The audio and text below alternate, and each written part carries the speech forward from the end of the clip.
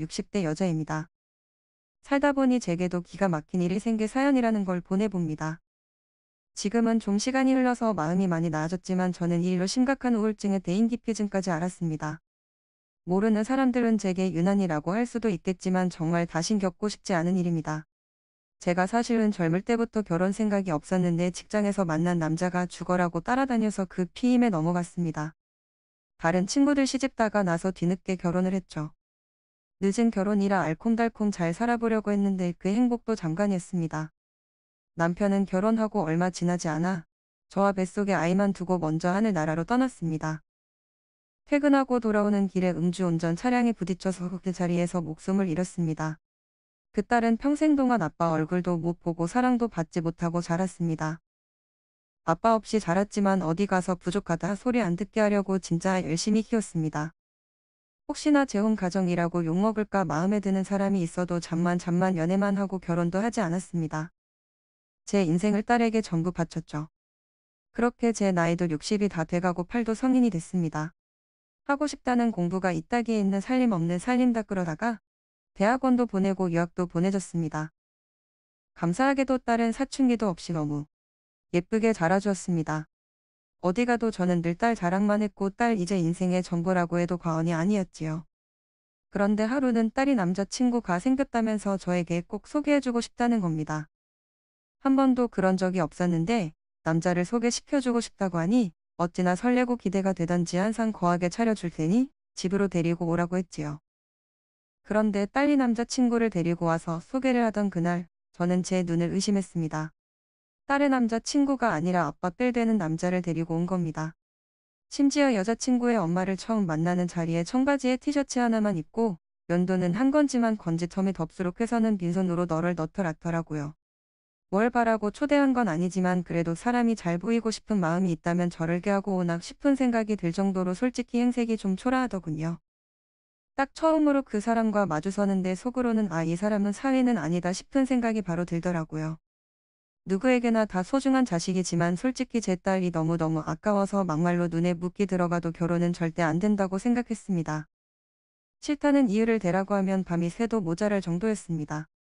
초면에 나이나 가족 관계를 묻는 건 실례인 것 같아서 우선 앉으라고 하고 밥부터 먹였습니다. 어색할 줄 알았는데 딸이 조잘조잘 떠드는 걸 보면서 저속 없는 게 내 속도 모르고 뭐 저렇게 신나서 저리나 싶은 생각이 들더군요. 밥을 다 먹고 커피 한 잔 마시는데 딸이 엄마, 뭐 궁금한 거 있으면 다 물어봐 하는 겁니다. 솔직히 마음이 안 가니 궁금한 것도 없었지만 억지로 질문을 지냈습니다. 그래도 시사란 면전에 앉혀놓고 아무 말도 하지 않는 건 실례니까요. 어떤 일을 하는지 가족 관계는 어떻게 되는지 나이는 몇인지 기본적인 것들을 물었습니다. 그런데 돌아오는 대답 중에 마음에 드는 게 하나도 없더라고요. 나이는 50이 가까워 가는데 작은 중소기업 정규직도 아니고 기약 직원의 어릴 때 부모를 잃은 고아였고 가장 충격적인 건 솔직히 나이였습니다. 제 딸보다 무려 18살이나 많더라고요.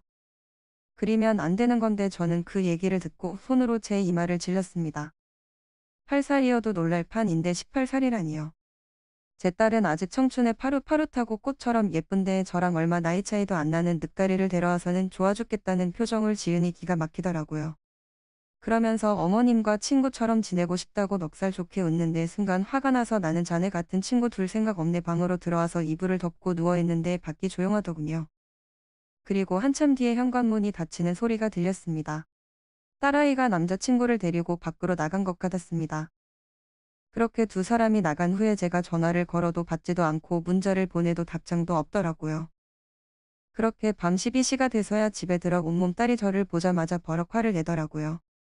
해도 너무한 거 아니냐면서 사람 몇 명 전에 대 뭐하는 거냐고 눈을 부라리며 소리를 지르는데 너무 놀라서 아무 말도 못하겠더라고요. 저런 거지 같은 놈이 뭐라고 저한테 울고불고 소리치는지 솔직히 처음 애딱드는 생각은 배신감이었습니다.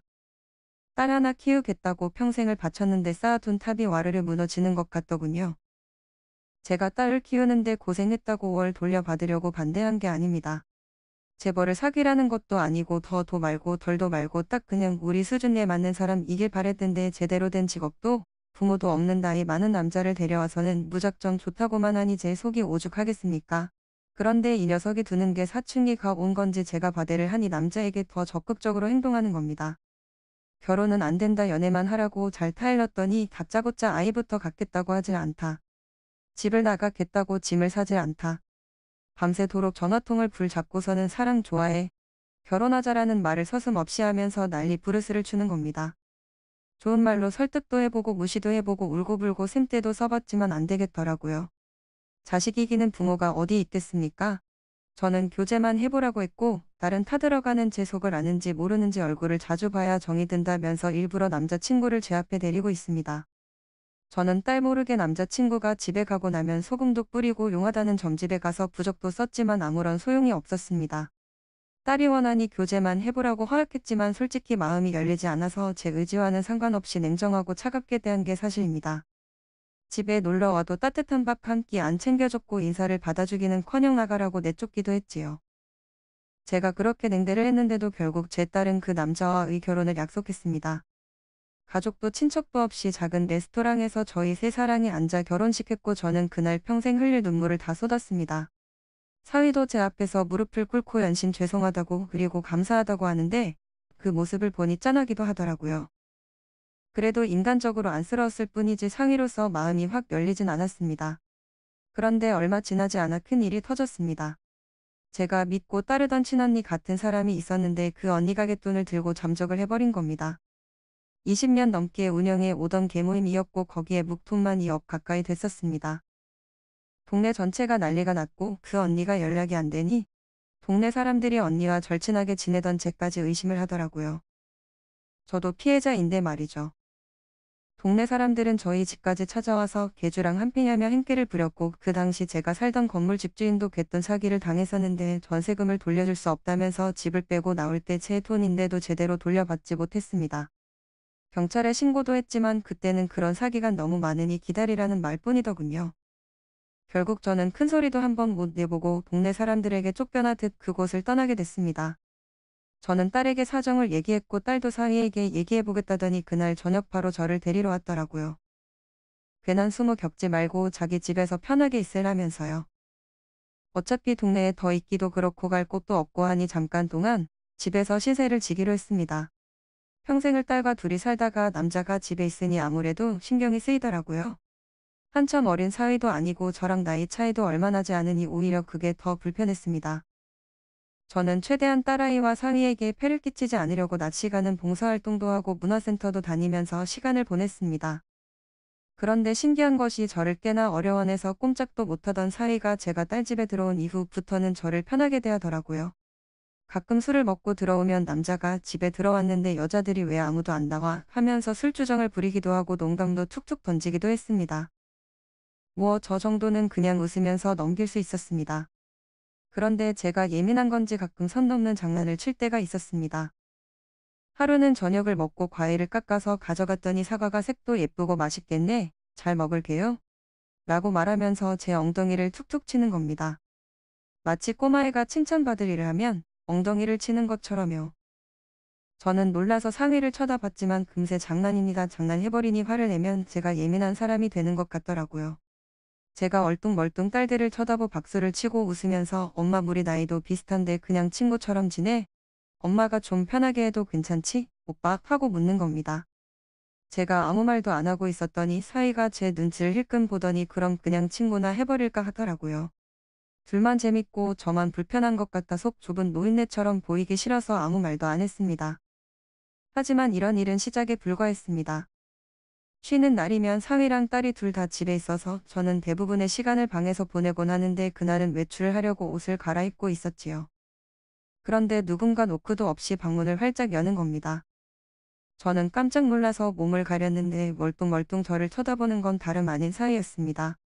저는 깜짝 놀라서 넘어질 뻔했는데 사위는 그런지가 우스웠는지 아래 위로 찬찬히 어보기만 하는 겁니다. 그리고는 음흉한 눈으로 아이고 김혜사 젊었을 때 남자 꼬셨겠는데 라는 말을 내뱉더라고요. 이게 사위가 장모한테 할 소리입니까? 그때는 웃음도 안 나서 김서방 까불지 말고 문담아하고 처음으로 한 소리를 했네요. 저 놈이 장인이 없어서 저렇게 나를 무시하는 건가? 혹시 내가 결혼을 너무 반대해서 이제라도 복수를 하는 건가? 별별 생각이 다 들더라고요. 당장이라도 저한 내나 가라고 할까봐 아무 말도 못했던 게 사실입니다. 저는 그 후로 사위와 단둘이 있거나 마주치는 일은 최대한 만들지 않았고, 이런 생각하는 제가 미쳤다고 생각하실지 모르겠지만 사위가 저를 범할까봐 겁이 나기도 했습니다. 사실 저를 아래 위로 쳐다보는 눈빛이 너무 불쾌하게 느껴졌거든요. 딸은 이런 제 속을 아는지 모르는지 밤마다 사위와 거리낌 없이 부부관계를 하고 셋이 거실에 앉아를 보고 있으면 쪽쪽대면서 스킨십을 했습니다. 또 저런 모습을 보면 누구보다 딸아이를 사랑하는 사위를 두고 말도 안 되는 상상을 하는 제가 서울교 미친 사람 같다는 생각이 들었습니다. 그러던 어느 날 결국 사건이 터졌습니다. 지금도 선명히 기억나는 게 그날 딸아이가 회사에서 1박 2일로 출장을 간다던 날이었습니다. 이런 망구 말도 없이 갑자기 가게 됐다면서 신랑이랑 맛있는 건 먹으라면서 돈까지 보냈더라고요. 딸아이랑 상이랑 같이 산 뒤로는 단둘이 하루를 보낸 적이 없어서 그런지 괜히 긴장이 되고 그러더라고요. 그날은 저도 보육원 봉사가 있던 날이라서 최대한 늦게까지 일을 하고 집 주변을 서성이다가 밤 9시가 넘어서야 집에 도착했습니다. 집 문을 열었는데 사위가 거실에서를 보고 있더라고요. 저녁은 먹었다. 어디 다녀왔다. 간단한 안부를 묻고 저는 방으로 들어왔죠. 근데 사위가 밖에서 장모님하고 큰 소리로 부르는 겁니다. 그런데 이상하게도 그 목소리가 괜히 꺼림칙해서 대답은 하지 않고 라디오를 껐습니다. 그런데 밖에서 더 큰 목소리로 김여삭 하고 부르는 겁니다. 용건이 있으면 자기가 오겠지 싶어서 그냥 방에 있었죠. 그런데 갑자기 문을 벌떡 열더니 사람이 부르는데 왜 대답을 안 하셔 하고는 저를 똑바로 쳐다보는데 그 눈이 너무 무섭고 공포스런더라고요. 그런데 분명 제가 들어왔을 땐 반팔 티셔츠에 반바지를 입고 거실에서를 보던 사위가 제 방문을 열 때는 트렁크 펠리 한 짝만 입고 있는 겁니다.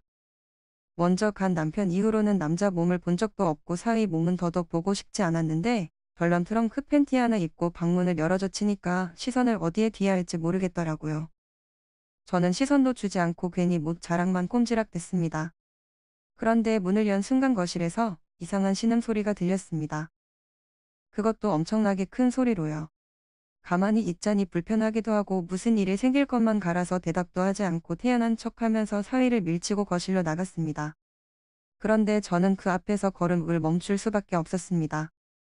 커다란 화면에 에로 영화가 대문짝 만하게 나오고 있는 겁니다. 채널을 돌리다가 우연히 들어진 게 아니라 저 보란듯이 들어 놓은 것 같더라고요. 사위는 슬금슬금 거실로 걸어 나왔습니다. 저는 소파에 쪼그리고 앉아서 열심히 채널을 돌렸는데 이상하게 제가 아무리 리모컨을 돌려도 채널이 돌아가질 않더라고요. 낯 뜨거운 장면과 소리의 시선을 어디에 딛냐 할지 몰라 허둥지둥 하는데 사위가 제 앞에 서서는 딱 버리고 서서는 국립현충원 제 눈을 똑바로 보며 오늘도 봉사 다녀오셨어? 하는 겁니다. 저는 아무 말도 하지 못했고 머릿속에 별 생각이 다 들었습니다. 사위는 갑자기 제 앞에 쪼그려 앉더니 제 손을 꼭 잡았습니다. 그 순간 저는 기겁을 하면서 손을 뿌리치고 문을 열고 뛰어나왔습니다. 뒷일은 상상도 하고 싶지 않았습니다. 위소은커녕 잠못 바람으로 휴대폰도 없이 밤새도록 길거리를 돌아다녔고 새벽엔 너무 추워서 근처 파출소에 사정을 대충 들이대고는 한심하고 그 안에서 몸을 녹였습니다. 파출소에 앉아서 몸을 녹이는데 어찌나 눈물이 나던지 경찰들이 무슨 일이고 괜찮다고 몇 번이나 물었지만 아무 말도 할 수가 없었습니다. 혹시나 제가 무슨 말이라도 하면 제 딸에게 무슨 해라도 잊힐까봐 입도 뻥긋 못했네요. 파출소 의자에서 쪽잠을 자고 아침이 돼서야 딸에게 전화를 걸었습니다. 집에 거의 다 와 간다 하면서 먹고 싶은 거 있냐고 해맑게 묻는데 왈칵 눈물이 쏟아지는 겁니다. 딸아이는 놀래서 저에게 어디냐고 물었고 파출소에서 저를 데려가 달라고 말했습니다. 밤새도록 무슨 일이 있었는지 몇 번이고 물었지만 저는 대답하지 않았습니다. 차마 입이 떨어지지가 않더라고요. 문을 열고 집으로 들어가는데 상이라는 놈은 밤새도록 술을 마신 건지 펠리 바람으로 거실에서 대자로 누워 자고 있더라고요. 딸아이가 소리를 지르자 그제야 일어나서는 장모님 계신 줄 몰랐네요. 제가 실례했어요 하고 능글맞게 말하면서 얼른 옷을 주워 입는 겁니다. 저는 그날 오후 제가 가지고 있던 돈으로 작은 반지하 방을 계약했습니다. 딸아이는 이런진 곳에서 엄마 혼자 어떻게 지내냐며 절대로 안 된다고 난리를 쳤지만 더 이상 상이 얼굴을 볼 수가 없겠더라고요. 그날 일에 대해 딸이 몇 번이고 물었지만 밖에 바람실이 나왔다가 집문이 안 열려서 들어갈 수가 없었다고 말도 안 되는 거짓말을 했네요. 오히려 딸은 엄마 벌써 건망증이 이럴게 심해서 어떡하나고 걱정을 하더라고요. 그 후로 우리 30구는 아무 일 없는 것처럼 지냈습니다. 누구도 그 날의 이야기는 꺼내지 않았고요. 가끔은 만나서 밥도 먹고 커피도 마시고 그냥 평범한 하루하루를 보내고 있네요. 하지만 앞으로도 사위와 단둘이 만날 일은 없을 것 같습니다. 그날 일은 술기운이었는지 진심이었는지 아직도 알 수 없지만 60평생 살면서 다시는 겪고 싶지 않은 끔찍한 일이라 그냥 제 가슴속에 묻어두기로 했습니다. 제가 집을 나가고 나서 딸아이는 임산신을 했고 이제 곧 출산을 앞두고 있습니다.